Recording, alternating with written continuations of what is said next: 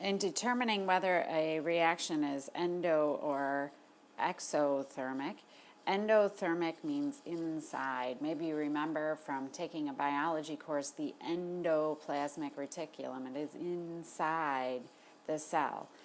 Thermic is referring to therm or heat. So in an endothermic reaction, the heat is taken into the reaction. So the heat is one of the reactants.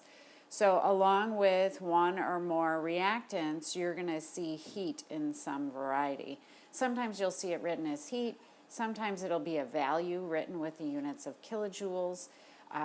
You may, when you go on in chemistry, see it written in calories. We use kilojoules in Regents chemistry. And then on the product side of the reaction, whatever your one or more products would be.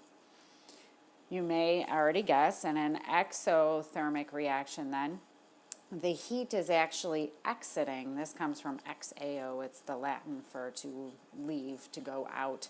So this is when heat leaves the reaction. And so you'll have one or more reactants, but on the product side, where you have one or more products, you'll also have heat. And it could be written as just heat or some value designated with the units of kilojoules.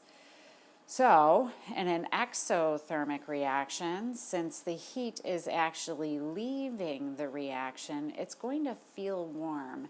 And that might be a little bit counterintuitive, but if you imagine we have a beaker and the reaction is happening inside that beaker, if the heat is leaving the reaction, it will warm up the air around it. So if you were to touch it, it would feel warm. Conversely, in an endothermic reaction, since the reaction is absorbing heat, it's going to be taking heat from around it. When you touch it, it will actually feel cool. It'll be taking the heat from your hand, cooling off your hand so it would feel cooler.